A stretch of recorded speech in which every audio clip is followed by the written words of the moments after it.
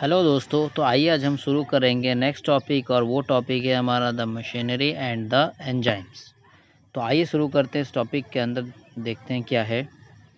In living cells such as E coli the process of replication requires a set of catalysts और enzymes. ठीक है, कह रहा कोई भी अगर लिविंग सेल है, यहाँ पे हमने केवल एक एग्जाम्पल इकोलाई का ले रखा है। ठीक है, वहाँ पे अगर हमें रेप्लिकेशन करवाना है, रेप्लिकेशन मीन्स डीएनए से डीएनए बनाना है, तो एक सेट ऑफ कैटलिस्ट चाहिए होता है और उसको हम बोलते हैं एंजाइम्स। क्लियर हुआ? कैटलिस्ट मतलब जो कि इसके रेप्लिकेशन प्रोसेस को फास्ट कर दे, क्योंकि कैटलिस्ट का काम क्या होता है? किसी भी रिएक्शन को फास्ट करना, यानी तेज़ी से करवाना।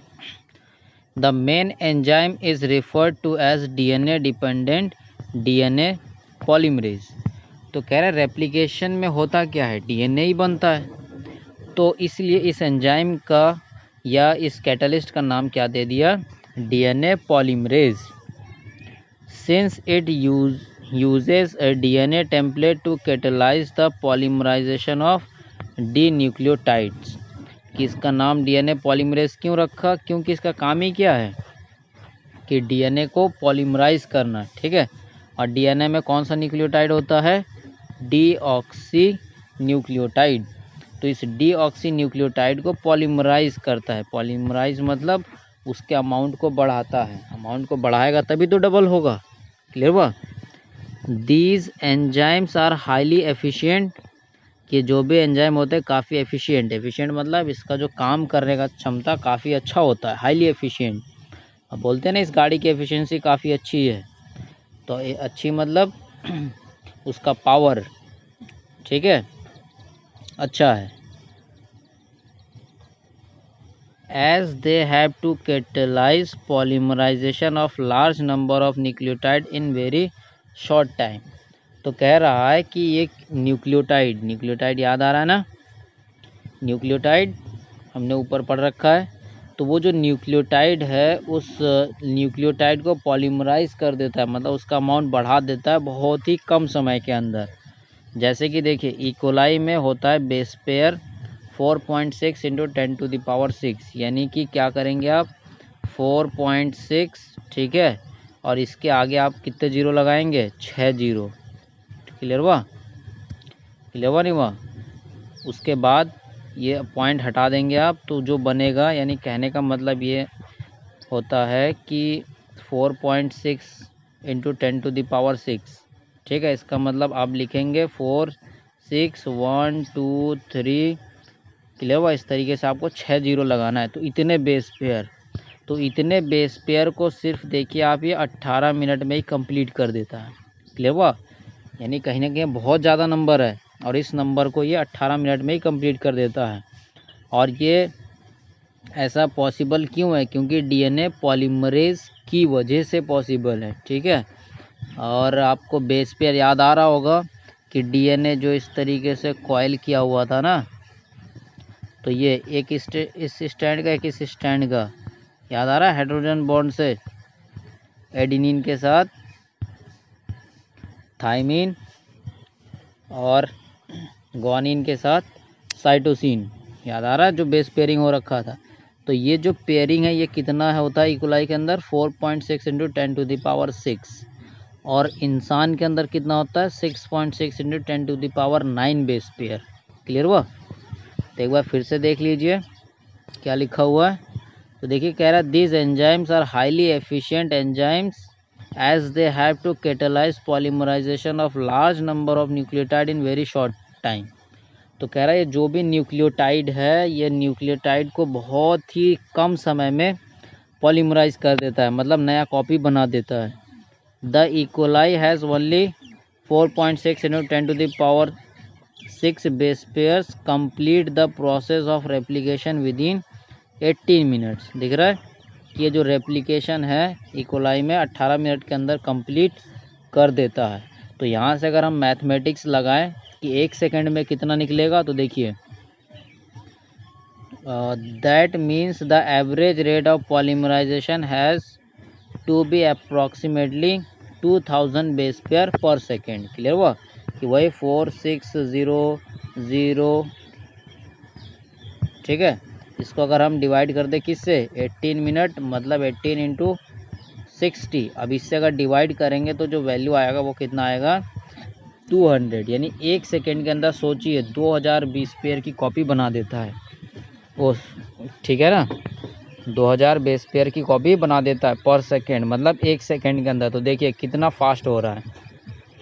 Not only do this polymerize have to be fast but they also have to catalyse the reaction with high degree of accuracy. तो कह रहा है यहाँ सिर्फ इसको रिएक्शन तेज ही नहीं करना होता है, साथ में एक्यूरेसी भी होनी चाहिए। एक्यूरेसी मतलब कि सही भी होना चाहिए, एक्यूरेट सही भी होना चाहिए। क्योंकि अगर सही नहीं हुआ तो क्या होगा, बेस पेयर गड़बड़ हो जाएगा, और बेस पेयर गड़बड़ हो गया तो मतलब आरएनए गड़बड़ बन जाएगा, और आरएनए गड़बड़ बनेगा तो प्रोटीन गड़बड़ बनेगा, प्रोटीन गड़बड़ बनेगा तो शरीर में कुछ ना कुछ कमी आ जाएगी, ठीक है। या फिर यूँ कह सकते हैं कोई गलत इन्फॉर्मेशन बन जाएगा जिसकी वजह से शरीर में कुछ ना कुछ कमी आ जाएगा, ठीक है। तो कह रहा है केवल तेज़ी नहीं, तेज़ी के साथ साथ एक्यूरेसी भी करनी होती है। Any mistake during replication would result into mutation. कह रहा है कोई भी अगर रेप्लिकेशन के दौरान गलती हो गई तो जिसकी वजह से क्या हो जाएगा, म्यूटेशन। म्यूटेशन मतलब वही गड़बड़ी हो जाएगा, ठीक है ना। यानी कुछ ना कुछ नया चीज़ बन सकता है शरीर के अंदर, या कुछ नहीं बन सकता है, ऐसा हो सकता है। Further more energetically replication is very expensive process. Deoxyribonucleoside triphosphate serve dual purposes in the addition to acting as a substrate। तो देखिए क्या कह रहा है कि ये जो फॉस्फेट ग्रुप होता था ना, याद करिए आप, पेडो शुगर के साथ जो फॉस्फेट ग्रुप होता था, तो ये क्या करता है, they provide energy for polymerization reaction, ठीक है। और इसके अंदर देखिए क्या लिखा था, two terminal phosphates in deoxynucleoside triphosphates are high energy phosphate same as in ATP. Clear हुआ। जैसा कि एटीपी में एक अलग से फॉस्फेट होता है ना, जैसे एडीपी मतलब 2 फॉस्फेट, डी फॉर डाई, और टी फॉर ट्राई, ठीक है।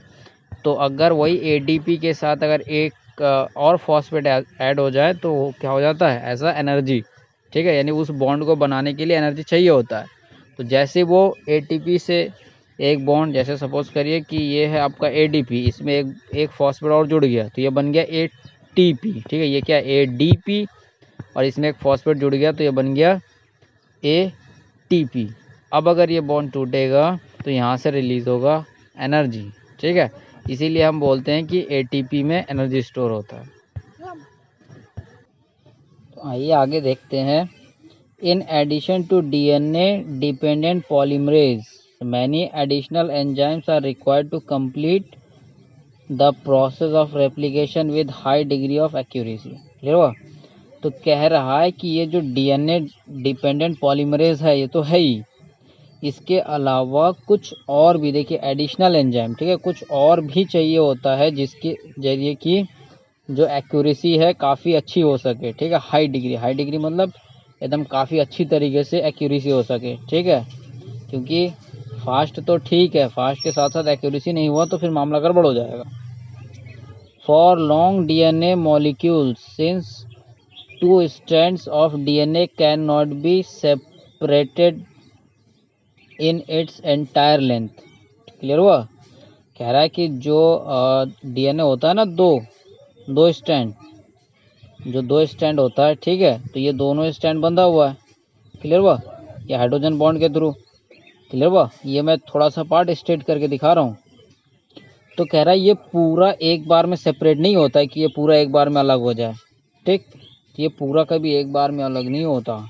इसके लिए क्या करना पड़ता है, देखिए। For long DNA molecules, since 2 strands of DNA cannot be separated in its entire length, ठीक है, कि ये एंटायर लेंथ मतलब पूरा लेंथ। तो कह रहा है पूरा जो लॉन्ग डीएनए ये पूरा एक बार में सेपरेट नहीं होता है। रीज़न क्या है देखिए, क्योंकि पूरा अलग होने के लिए बहुत ही ज़्यादा अमाउंट में एनर्जी चाहिए। ठीक है, क्लियर हुआ? क्योंकि इतना ज़्यादा हाइड्रोजन बॉन्ड तोड़ने के लिए काफ़ी ज़्यादा एनर्जी चाहिए इस पूरे को तोड़ने के लिए। ठीक है, जो पूरा हाइड्रोजन बॉन्ड के थ्रू बंधा हुआ है बेस पेयर, इस पूरे को बीच से ब्रेक करने के लिए बहुत ही ज़्यादा एनर्जी चाहिए, तो इसलिए एक बार में नहीं टूटता। The replication occur within a small opening of the DNA helix referred to as replication fork. Clear हुआ? तो कह रहा है ये एक छोटे से पोर्शन से स्टार्ट होता है, तो इस पोर्शन को हम क्या बोलते हैं? Replication fork. क्लियर हुआ? ठीक है, ये पूरा एक बार में नहीं होता, एक छोटे से पोर्शन से शुरू होता है। देखिए लिखा हुआ small opening of the DNA helix, कि जो डीएनए का एक छोटा सा पोर्शन से शुरू होता है। The DNA dependent DNA polymerase catalyse polymerization only in one direction, that is 5-3-। ठीक है, तो ये जो पॉलीमरेज एंजाइम है, तो ये किस डायरेक्शन में काम करता है? सिर्फ और सिर्फ ये बनाएगा आपका 5-3-। ठीक है, इसको समझने के लिए एक डायग्राम है हमारे पास, आइए उस डायग्राम को देख लेते हैं। ठीक है, तो ये देखिए, ये एक रेप्लिकेशन फॉर्क बना हुआ है। ठीक है, तो देखिए ये पूरा है आपका डीएनए। ठीक है, ये क्या है? ये डीएनए डबल स्ट्रैंड है। तो ये जो हमारा ऐसे ऐसे हेलिकल स्ट्रक्चर था ना डीएनए का, उसको यहाँ पे ये एक स्ट्रेट लाइन बना के दिखा रखा है। ठीक है, इस हेलिकल वाले फॉर्म को एक ऐसे स्ट्रेट लाइन करके बना के दिखा रखा है, और इस स्ट्रेट लाइन को यहाँ से बीच से ओपन कर दिया है। दिख रहा है? ये देखिए, और थोड़ा सा मैं अगर आपको ढंग से दिखा दूँ तो ये देखिए, एक स्टैंड ये रहा 5-3-, और ये रहा कॉम्प्लीमेंट्री स्टैंड 3-5-। ठीक है, तो ये देखिए, ये पूरा इसको हमने क्या नाम दिया? ये तो पूरा आपका डीएनए है, लेकिन यहाँ से ये क्या है? ये रेप्लिकेशन फॉर्क है। ठीक है, मतलब यहाँ से ये डीएनए बीच से ऐसे ब्रेक होता हुआ जाएगा। ठीक है ना, ये बीच से इस तरीके से ब्रेक होता हुआ चला जाएगा, और यहाँ से डीएनए नया बनता हुआ चला जाएगा। ठीक, तो ये डीएनए सिर्फ देखिए कि कौन से डायरेक्शन में बनता है? 5-3-। ठीक है, बनता है। देखिए अभी पढ़े थे ना हमने, क्या बनता है? 5-3 एंड। क्लियर हुआ? तो यहाँ पे देखिए नेम भी लिखा हुआ, ये रहा टेम्पलेट डीएनए, मतलब ये जो ब्लू कलर का ये क्या है? टेम्पलेट यानी पेरेंटल स्ट्रैंड यानी पुराना वाला, और ये न्यूली सिंथेसाइज्ड, मतलब ये क्या है? ये नया बना है। ठीक है, और ये वाला देखिए कंटिन्यूअस है, मतलब इसमें कहीं पे बीच में ब्रेक नहीं है। ठीक है, तो ये वाला स्टैंड यानी 5-3 क्या कहलाता है? कंटिन्यूअस। और ये जो इधर से यानी कि इधर से 3-5 वाला देखिए कैसा बना हुआ है? डिसकंटिन्यूअस। क्लियर हुआ? यानी बीच में देखिए कटा कटा हुआ है। ठीक है, क्लियर हुआ? तो आइए अब हम फिर से अपने टॉपिक को कंटिन्यू करते हैं, और देखिए यहाँ पे लिखा हुआ भी है, ये क्या है? रेप्लिकेशन फॉर्क दिखा रखा है, मतलब जहाँ से ये बनना स्टार्ट हो रहा है उस पोजीशन को यहाँ पे दिखा रखा है। क्लियर हुआ? तो देखिए वही यहाँ से एक बार फिर से देखिए, the DNA dependent DNA polymerase, ये polymerization only in one direction, that is 5-3-, यानी 5-3 डायरेक्शन में ये बनाता है। This creates some additional complication at the replication fork, consequently one strand that the template with polarity 3-5। ठीक है, तो और इसमें जो 5-3 बनता है वो किसका बनेगा? टेम्पलेट यानी पेरेंटल वाला होगा 3-5 वाला। ठीक है, क्लियर हुआ? द रेप्लिकेशन इज कंटिन्यूअस, यानी जो 3-5 टेम्पलेट वाला है उसमें तो होता है कंटिन्यूअस। ठीक, लेकिन जो टेम्पलेट 5-3 होता है, यानी ठीक है, वहाँ पे कैसा होता है? डिसकंटिन्यूअस। ठीक है, the discontinuously synthesized fragments are later joined by enzyme और डीएनए लाइगेज। तो कह रहा है वो जो डिसकंटिन्यूअस बना है ना, ये देखिए, ये है आपका 5-3। ठीक है, ये रहा 3-5। तो कह रहा है ये जो आपका डिसकंटिन्यूअस बना है, तो ये डिसकंटिन्यूअस बाद में क्या होता है?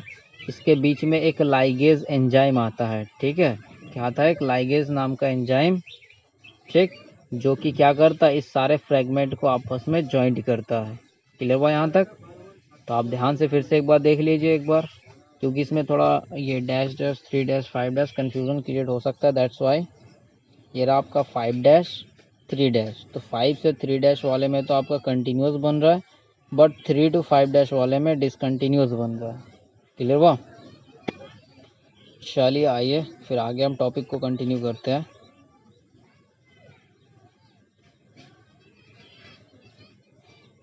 तो ये देखिए जो डिसकंटिन्यूस वाला था वो तो डीएनए लाइगेज के थ्रू ज्वाइंट हो गया, ठीक है। चलिए आगे देखते। The DNA polymerase on their own can not initiate the process of replication. तो कह रहा है ये जो डीएनए पॉलीमरेज है ये खुद से अपना प्रोसेस यानी अपना काम स्टार्ट नहीं कर सकता, ठीक है। Also the replication does not initiate randomly at any place in DNA. फिर कह रहा है ये रेप्लिकेशन ऐसा नहीं कि कहीं से भी शुरू हो जाएगा, ठीक है। रैंडमली मतलब कहीं से भी, ठीक है। Does not initiate randomly, randomly मतलब कहीं से भी, एनी प्लेस इन डीएनए कि डीएनए किसी भी प्लेस से ऐसे नहीं शुरू हो जाता है। There is a defined region, ठीक है, in E coli DNA where the replication originate, such region are termed as origin of replication.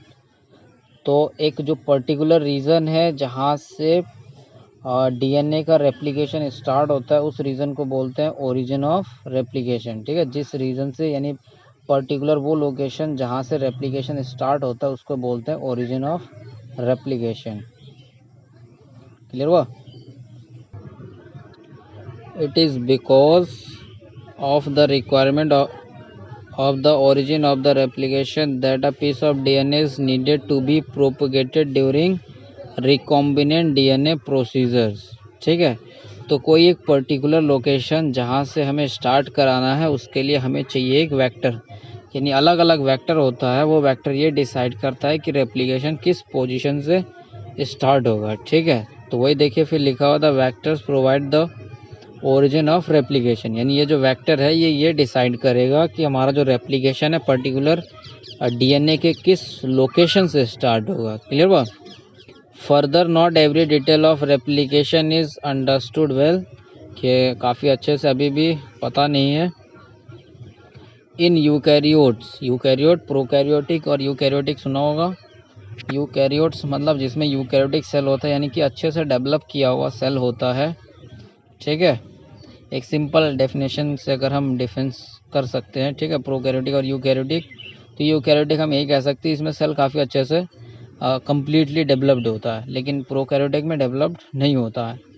तो देखिए यूकैरियोटिक में जो रेप्लिकेशन का प्रोसेस वो एस फेज़ में होता है। सेल साइकिल क्लास 11 का चैप्टर है सेल साइकिल, तो वहाँ पे अगर आप पढ़ेंगे तो अलग अलग फेज़ है सेल डिवीज़न के। तो सेल डिवीज़न के पर्टिकुलर जो सिंथेसिस, एस फेज़ मतलब सिंथेसिस फेज़, इस फेज़ में क्या होता है आपका डीएनए रेप्लिकेशन होता है, यानी एक डीएनए से दूसरा जो नया डीएनए बनता है। क्लियर हुआ? The replication of DNA and cell division cycle should be highly coordinated, ठीक है। और रेप्लिकेशन ऑफ डीएनए मतलब कि आपका हो गया ये जो पुराना डीएनए इससे बन गया आपका नया डीएनए, ठीक है। और सेल डिवीज़न मीन्स यही आपका सेल, ठीक है। एक सेल है, अब इस सेल से नया सेल बन रहा है, ठीक। तो नया सेल कैसे बनेगा? तो ये नया सेल ऐसे ही बनेगा। ये रहा एक सेल, सेल के अंदर है आपका डीएनए, ठीक है। ये डीएनए रेप्लिकेट हो गया, 2 डीएनए बना दिया अंदर अंदर, फिर इसका ब्रेक डाउन हो गया तो देखिए 1 से 2 सेल बन गया, ठीक। तो वही कह रहा है कि ये जो सेल का डिवीज़न है और डीएनए रेप्लिकेशन है ये सब क्या है, एक दूसरे के साथ कोऑर्डिनेटेड है, मतलब मिला जुला है, ठीक है। A failure in cell division after DNA replication results into polyploidy. अब ये पॉलीप्लॉइडी देखिए क्या होता है, जैसे सपोज करिए ये है सेल, ठीक है। सेल के अंदर डीएनए, अब डीएनए आपका रेप्लिकेशन करके 2 ग्रुप बना दिया। अब ये सेल डिवाइड नहीं हुआ, ठीक है, ये सेल डिवाइड नहीं हुआ। तो इट मीन्स एक ही सेल के अंदर 2-2 पेयर आपका डीएनए हो गया। तो ये जो 2-2 पेयर डीएनए हो गया इसी बात को बोलते हैं पॉलीप्लॉइडी। नहीं तो नॉर्मली क्या होता है, ये रहा सेल, सेल के अंदर डीएनए, इस डीएनए से बना 2 डीएनए। अब ये कैसे कैसे बनता है ये चीज़ आप सेल डिवीज़न में क्लास 11 में पढ़े होंगे, ठीक है। तो अब फाइनली जब 2 पेयर बन गया डीएनए तो इसको अब यहाँ से डिवाइड होना होता है। लेकिन मान लीजिए कि अगर ये डिवाइड नहीं हुआ, ठीक है, वही देखिए लिखा हुआ failure in cell division after DNA replication. DNA तो रेप्लिकेट हो गया बट सेल डिवीज़न नहीं हुआ, तो इस प्रोसेस को हम बोलते हैं पॉलीप्लॉइडी। क्लियर हुआ? तो दोस्तों इसी तरीके से आज का ये हमारा टॉपिक कंप्लीट हुआ। फिर नेक्स्ट टॉपिक में हम शुरू करेंगे ट्रांसक्रिप्शन। तब तक के लिए हंसते रहिए, मुस्कुराते रहिए, पढ़ते रहिए। जय हिंद, जय भारत।